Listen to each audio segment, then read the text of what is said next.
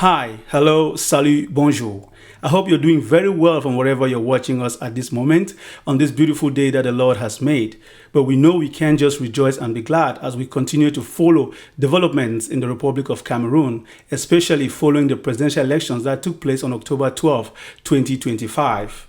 And in the meantime, I want to also thank all of you for your continuous commitment to this public discourse as you continue to share, to comment, to like, and to encourage others to view the content. It furthers the information and helps shed more light on this very important and critical moment in the life of Cameroon. And as always, we bring you fresh information off the ground as we start off the top. Number one, Issa Tchiroma Bakary, the presidential hopeful, whose supporters and many observers have indicated is the projected winner for these elections, has proceeded to release his own results online. And what's important to understand, as this is a tipping point in Cameroon's presidential elections, is the fact that in this result, you can tell that Issa Tchiroma Bakary's team did a fantastic job to focus on the 18 important divisions that constitute almost 60 to 80% of the electoral base of Elecam. Meaning that in a register of about 8 million people, you have close to 6 million plus voters that come from these 18 different divisions, which are the most populated areas in Cameroon. And you would understand that sometimes they say something that was done to hurt you could be in your favor. And what am I talking about? You see, the Anglophone crisis that no one was paying attention to has now turned out to be a cornerstone in these elections. Guess what? The amount of people that flocked into the center, the electoral, and the west region that came from the Anglophone regions helped to densely populate these urban centers. And of course, none of them were happy to be in the state they are in. And so it explains why these areas now constituted a larger number of the electorate. And if it turns out that his numbers are correct and they went out in their masses to vote for him, that tells you why he's leading by a high margin. And just so you know, these are results published by a candidate online. These are not the official results by the Constitutional Council of Cameroon. And this could create high levels of tension because by law, only the Constitutional Council has the authority to proclaim a winner. But I don't think at the same time, legal luminaries are saying there is nowhere in the same electoral code that prohibits any person or candidate from publishing their own results. And this could be a turning point in this presidential election race in Cameroon, because it could be incumbent now on the National Commission for Final Counting or any observer and even Elections Cameroon to prove that the results that Issa Tchiroma Bakary is plastering online are fake, are not true, are falsified, or are not real. And that could ensue into a bigger battle, which everyone is on edge as we stay vigilant and continue to observe these elections. But let's break it down and explain further why the situation is the way it is. We're going to tackle the window of fraud. We're going to tackle the role of the National Commission for Final Counting. We're going to tackle the role of the elites in the Northwest and Southwest region, because the numbers that were leaked from the National Commission for Final Counting and the numbers that Issa Tchiroma Bakary is now publishing can show us a contrast. But that notwithstanding, as we speak in Marwa, there have been a mobilization of youth taken to the streets and chanting and parading the streets with wheelbarrows as we speak. There's a video circulating of them in Marwa, and the situation is continuing to be monitored. We also know that troops have been mobilized around the country, which is not uncommon during a period where they are waiting for the results to be published or the winner to be proclaimed. And at this time, we can't zero in on the specific reason behind the deployment of troops across the country at this moment. We do know that it's customary, especially with the previous elections. It's always been the case that there's a deployment of troops prior to the proclamation of result by the Constitutional Council, or be it before when it used to be managed by the Supreme Court. Now, we are going to zero in as to the importance of the National Commission for the Final Counting and tell you about the outcry from the Northwest and Southwest region of the country where the elites are under fire. There's backlash because of some sort of leaked results that is parading the internet, showing that there have been high voter turnout in these regions that we all know have been going through a difficult crisis since 2016, where the Anglophone crisis started and took its peak. Up until now, there has not been a good restoration of normal life back in these regions.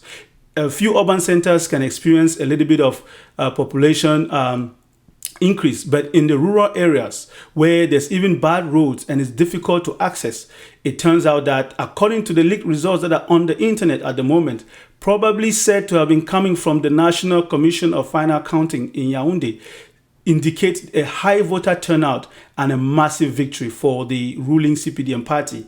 And that is where Cameroonians of this region are very upset with the elite, because why the elite? The elite have a role to play during elections, and you would understand this because the President of the Republic, for all his 43 years, has really done campaigns on the ground, door-to-door campaigns, as you see in other functioning democracies.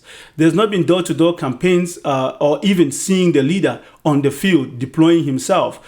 There's a machine that is in place, and that machine is the machine of the elites. The elites here being sometimes people that work in government in different high portfolios. They are the ones that come down and continue to mobilize the people to vote, and they have positions in office that they are trying to protect, and those positions are the positions they use to influence the people.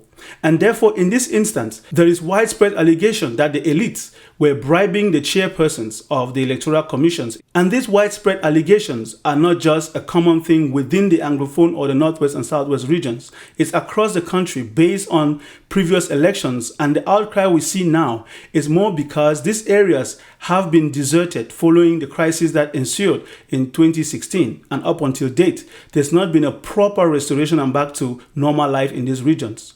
So the elites are called to question, because how come in these areas the voter turnout surpasses the number of people, the inhabitants and residents that actually live in these areas? And that is really concerning. And we add to the fact that the polling stations in some of these areas was located in either a region that the people could not access, because as you would know, every Monday is a ghost town. A ghost town here following this crisis, because the population is under some sort of dual leadership. On one side, you have the administration that is being considered La République, and on the other side, you have the group that are controlling the terrain, and they call themselves different names. And these groups make sure that they give directives for people not to go out on certain days, and in this case, it's a Monday.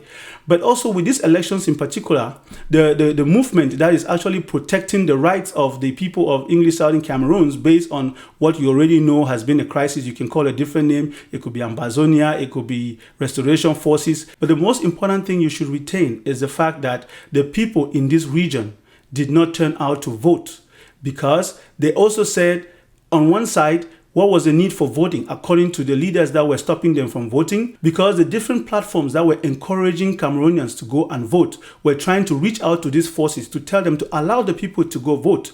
But they said there's no reason to vote because every time they vote, the outcome of the result is not changed. But in this case, they forgot one thing, is that this is not 2018. And there was a new kid on the block called Issa Tchiroma Bakary, with a different message and a different force, because he himself went down to Bamenda during the campaign and spoke to the people directly, apologizing profusely for his role when the crisis started, and also telling the people what he's going to do in his capacity to change things should he be elected. And that was a turning point, because most English-speaking Cameroonians across the globe that have supported Issa Tchiroma Bakary say clearly that their reason for supporting him is because he was humble enough to tender a formal apology and to show remorse by saying what he would do to make sure the mistakes of the past are not repeated. And if that is not consolation, then I don't know what could have been, because in this case, we can see that the people did not vote, and yet the ballot boxes seem to have been stuffed enough to show that there was a high voter turnout. And that is why the elite are facing a backlash. And in this case, it would only be the elite to face the music when they actually have to go back to campaign in their various ridings. Because, as we've told you before, municipal and legislative elections are coming. And I think these same elites will be sent there, because this is just one of the strategies that critics of President Paul Biya say he uses to maintain himself in power, which he has done so for over 43 years now. And the only way it's been happening is that he uses your own people and send them to you to come and convince you, whether they have to bribe you, whether they have to coerce you, whether they have to put you under pressure, whether they do what, because he gives them the privilege, according to critics. He gives them the privilege, and that privilege is what they are trying to protect. And in order to protect it, the same critics are saying they are almost selling their conscience and selling their people's future. And that is why it's been alleged that they allowed massive fraud and rigging to take place in these regions. And now they are facing the music, as we say. There's lots of backlash. Having said that, let's pivot our attention now to Yaoundé, where the National Commission for the Final Counting, or known in French as Commission Nationale du Recensement des Votes, what it's doing and exactly what to expect from this commission. Because it's important to highlight the fact that in layman terms, this commission is mostly like a secretariat for the Constitutional Council. Their job is not to change the outcome of the results. Their job is to just tabulate, clean, go to arithmetic accuracy, and make sure that everything is proper, the numbers add up, and also look through some of the irregularities that were pointed out at the different divisional headquarters, and just make sure that they meet up with the law and push it towards the Constitutional Council. It's a 25-person commission that comes together according to electoral code and comes together from different parties. So you have the administration that's represented, I think up to 6 members. You have different parties. You have the ruling party. You have all the parties that took part in the elections. I don't think that is something that voters are worried about, because critics have really pointed out what is their concern. And their concern is, can this commission change the outcome of the results based on what we know? The answer is no. Why is it no? If there is any irregularity or fraud that would have taken place, it took place within what we're going to now call the window of fraud. What is the window of fraud? You have 2 windows. The first window is on the day of elections.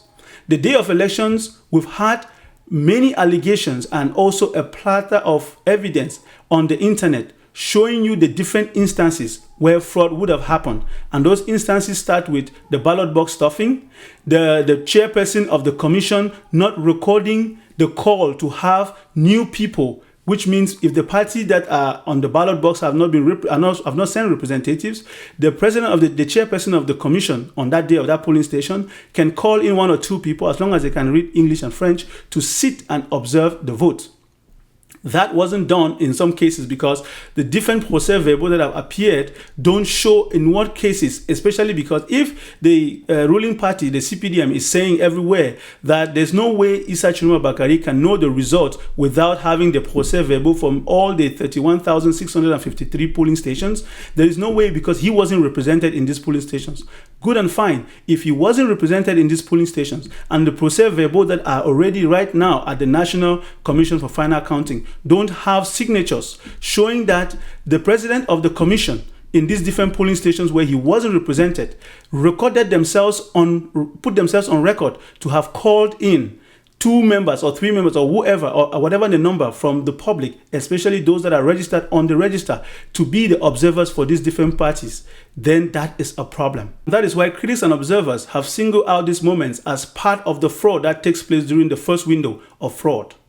And during this first window, like we're saying, that the president or the chairperson of this commission sitting at the polling station, who is representing Elections Cameroon, ELECAM, usually not a permanent staff, but someone hired for the circumstance. They could come from anywhere. They could be compromised. They could have been bribed. And therefore, by sitting there, they can allow, because they're the only ones that have the register in hand, they can allow people that have voted 1 or 2 or 3 times to continue to vote multiple times, as long as it's part of the scheme where they are voting for the party that has paid them. And in this instance, the reason why everyone is pointing to the ruling CPDM party as the only party that is committing this fraud is because they have the machine of the state. They have been holding on to the state for over 43 years, and therefore they have the machine.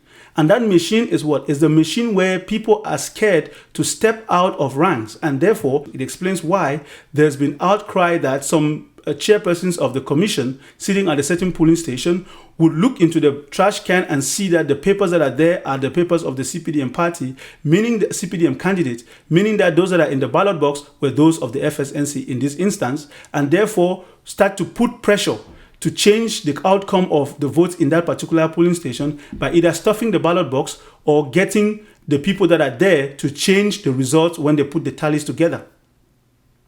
These are instances that were documented. There's a video of a chairperson of a commission being given a dirty slap on video because the people that came to protect the vote realized that when the counting was taking place, they could see a discrepancy between the ballots that were inside the ballot box and the information that was on the register. And that is where, right there in that moment, nobody understands what took this person that gave that chairperson a slap, a dirty slap at that. And it's a moment that really shocks you. It's very shocking to see these kinds of things happening. And everyone is asking the question, why would someone stoop so low and also expose their conscience? But the answer is not far, because some areas are very impoverished. And this impoverishment is also being blamed on the 43-year mandate of the ruling CPDM party. And therefore, some people are acting out of desperation. And that is why in this first window of fraud, that is what you can see. The first window of fraud is in the hands of the chairperson, number one, is also within the observers. There have been claims and allegations that some observers claiming to be part of the opposition parties are being bribed and sitting there knowing fully well that when there are irregularities, they don't speak up. They sit quiet because they've already been paid. They know what they are there for. And because, of course, most political parties in Cameroon don't have enough money to fund their electoral campaigns. And it's easy because they've not been in office before. So they don't have the opportunity to have been benefiting from what they now call the national cake. And in this instance, the only party that has been benefiting from this national cake is the ruling CPDM party that came from the CNU that used to be a unitary party right into a CPDM that has now been the state and the party have been intertwined for so many years, 43 years. Nobody is saying that they are doing deliberate attempts to undermine democracy because they are the party that is in office. No, we are saying that when the party has been in office for this long, there becomes the possibility that some people within the system would be undermining democracy by a continuous process to rig elections. Now let's look at the second window of fraud, which is the 48-hour period that the law requires the chairperson from each polling station to transmit their procès-verbal right up onto the divisional headquarters. During this window of time, that is when critics and observers have cried the most foul, indicating that in some instances, this chairperson was bribed and they changed the numbers and took the sheets to the divisional headquarters, whereas the numbers that were seen on the day of elections where the vote counting took place and was made public to everyone available to see, those numbers don't appear to be the same on the sheets that will be submitted at the divisional quarters. Because after this period, the job of Elecam is almost over because they no longer have access to that document again. That is step one. So the chairperson of the commission of the polling station, of any polling station in question, takes their procès-verbal and submits it personally, hand copy, because it's not digital. So and that is also a big reason why there's fraud, because any process that is manual, written by hand, is exposed to a lot of fraud. And just so you know, this procès-verbal we're talking about, these result sheets, the way it's designed, the front page has names or has introductory remarks. The last page is where the signatures appear. But guess what's in the middle? That is where the information and the results appear. So it's very easy to falsify these sheets by changing what's in the middle and signing it at the back. So your signature could very well appear at the back, but in the middle, the results have been altered. And that is what critics and observers are crying out the most, saying that this is the window where a lot of fraud took place. And in these particular elections, the only difference is that the people have video recordings of their polling stations. They have pictures of the blackboard where the tabulation took place. And that is why it could explain the silence of Elections Cameroon in publishing at least the provisional results from the different polling stations in a public manner, giving statistics and data. The law doesn't stop them. The law only specifies who has the authority to proclaim the winner and to read out the final results. The law doesn't stop Elecam from publishing statistics, because if Elecam is independent, as it says it is, it should be able to handle this communication easy peasy.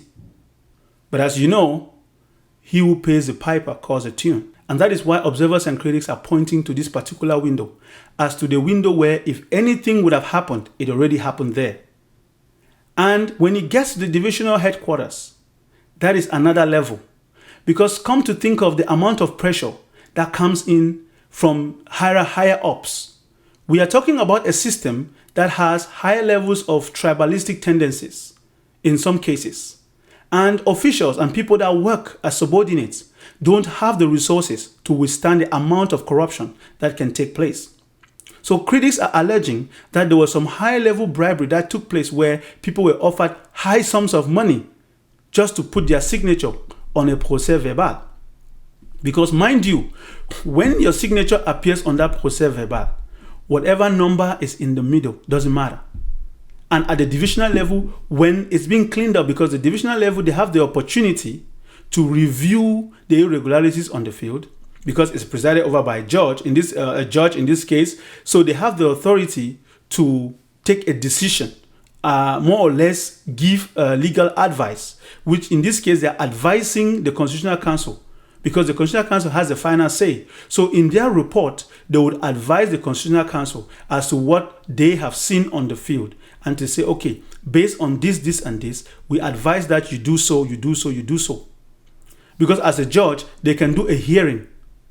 Elecam is represented at this commission at the divisional level. Elecam is not the sole body, which again, observers have cried out that this is not helping the opposition parties, because if the body that's supposed to be independent to organize elections is now sitting in a commission during the electoral process where they don't have the authority to execute their independence, to exercise their independence, but rather at the mercy of a judge, at the judiciary, who is then said to have been handpicked by the regime in place, in this case, the CPDM incumbent. Therefore, it's difficult for them to be neutral. So you see where the areas of fraud are coming to light. And therefore, it explains why there's been this outcry that the fraud has been taking place within the window of time that there was dead silence. And that explains the continuous suspicion that the people are expressing. And we're saying that if that is the case, then it's very concerning. So, at this divisional level, at this commission, where the report has to be transmitted now to the national level, where this National Commission of Final Accounting has to sit and look through these reports, that is exactly why we're saying that when the report is being signed, and that's why you saw the incident in Bafoussam at the Palais de Justice, where this woman, this Aissatu woman, Simze, was said to have been coerced to sign off on a procès-verbal that was not accurate as to what the voters saw at the polling station. And therefore, with that information, the people rose and marched to the Palais de Justice and were trying to observe what was going on. But the same woman came out, you could sense in her voice the fear and the terror. Imagine living in a small tattered quarters, and just because you're the representative of the FSNC party and you're supporting your candidate and you're there to do your job, but in your day-to-day life you don't have enough resources. You may not even own a car, own a house and everything. You could be renting, struggling with your family and your kids, because the impoverished nature of some communities is also being blamed on the 43-year-old regime. And therefore, when people have their backs against the wall in that circumstance, imagine earning less than $200 or 200 euros and living in Cameroon and representing a political party that is said to have won an elections.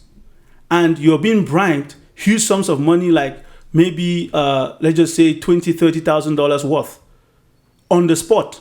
If only you can put your signature here to show that this result is like this. Because they have the money, they have the access to the state's coffers, according to what the critics are alleging, that this is the practice. And if this is the case, that explains why Issa Tchiroma Bakary has published his own results, meaning the procès-verbaux that indicate how they got their numbers to project him as the winner. And this outing doesn't comfort the CPDM bigwigs in Yaoundé, because we've seen a video of one of the important ministers of that regime appear on the street, accompanied by the former Indomitable Lions captain Rigobert Song, standing by, where he's addressing the youth and telling them that they should stay put and stay calm and not allow anyone to derail them. because he has kids like them and he knows what it means. And he's also telling them that they should remember that President Paul Biya is the only person that has their interests at heart. And this tense climate further explains the heated exchanges you see happening on different platforms, different debate panels, where you have panelists taking positions that are almost very contrary to any democratic value.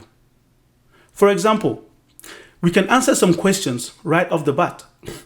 When you hear people say that Issa Tchiroma Bakary cannot project himself the winner because he doesn't have all the 31,653 procès-verbaux from the different polling stations, it only tells you that they are pointing you into a direction while they are doing something on the other direction. What does that mean? When you pick up the electoral code and read it and go to section 113, your answer is there. The results of each polling station is made public on the day of the elections, which means if you have people, which in this case, Issa Tchiroma Bakary did not need to have representative, the people were his representative. Any person insisting on such a point could just be disingenuous, because how would you have elections Cameroon elecam, conducting elections that are supposed to be free, fair and transparent, and they are an independent body, as the national president said in a recent press conference? How can you have that organization sit in a polling station, conduct elections, and you insist that the only way a candidate can know themselves as a projected winner after the publication of votes of each polling station is made public on the day of elections? You then say that the only way they could have known is only for them to have the 31,653 procès-verbaux. That is disingenuous. And furthermore, for somebody to say they are the winner, it's they saying they are the winner is different from proclaiming the results of the elections, which is the purview of the Constitutional Council. We see it in other functioning democracies. Every time you see a candidate calling the order to congratulate them, at that moment, the Electoral Commission has not yet finalized the results. The body that has the authority in any country that you've ever seen on election night, one candidate calling the order to congratulate them, it's always based on projected numbers. Whether it's coming from the media that is doing the tabulation and doing the presentation during the election shows, or it's coming directly from the Electoral Commission that is sending information online and to the public, that is the process. And in this case, Elecam had the authority to publish because they were publishing each polling station. So what is difficult to just do a tally? Before we conclude this segment, it's important to give a big shout out to all the brave Cameroonians, home and abroad, who have been working tirelessly to make sure that the rules of democracy are respected. When it comes to those that collected the raw data that was coming from the field, especially Project C, DISO with Maître Michel Ndoki, Project C with people like Eric Chinje, a veteran for so many years. We talk about Rebecca Enonchong giving her platform as a tech entrepreneur to be able to collect raw data to make sure that the people's vote cannot be stolen. When we look at those that have been working on the ground, capturing the counting process, tabulating and documenting every step of the way, photos, videos, and even just their sheer participation at the different polling stations is what is making these elections a different piece, a different kind of worms, a different nut to crack. Because it turns out that the only thing that the people that were attempting to rig did not see was the fact that the people would have risen up as one voice to observe their vote. And we all know that they did not vote for Issa Tchiroma Bakary because they felt he was a saint. They knew while they were voting for him, they made a deliberate choice to choose a candidate that resonated with them because they probably looked across the board and did not see a candidate that resonated with them. We're hoping that on the day the results are proclaimed, we would hear from both sides. Those that are chanting to jubilate for Issa Tchiroma Bakary or those that are chanting to jubilate for President Paul Biya, because that would be a clear indicator to tell us that the people's voice was respected. And as we continue to thank everyone for their continuous vigilance, we are also appealing that it's important to continue to follow the process through to the end. And while doing so, we understand that everybody is taking matters into their own hands, which again, any individual has a right to do what they feel is best for them. But in this vigilance, you should also remember that there's a war on communication taking place online and on all platforms, where we have people from the CPD and party on one camp coming out, calling people names and saying all kinds of things, And on the other side, you have folks that say they support Issa Tchiroma Bakary, tell their side of the story, present what they consider as the data, as the facts, and continue to criticize and make the allegations of the fraud and the rigging that is taking place behind the scenes. And in the middle, you have the people whose voices must be respected, the people who decided on October 12 what their future needs to look like. And this is important because this process was filmed, this process was documented, this process was captured. And it's been engraved in the memory, in the national memory and the collective memory of the Cameroonian people, home and abroad. And therefore, all eyes are on Yaoundé, where the National Commission for Final Counting would finish its job and pass it over to the Constitutional Council to do the icing on the cake, and which is what everybody is waiting for. And that means that we shall know in the next 7 or 8 days what transpired on October 12. But above all things, we do expect the Constitutional Council to make sure that justice is not only done, but is seen to be done. Because democracy doesn't only die when elections are stolen, but when people start to believe that their votes don't count. God bless Cameroon.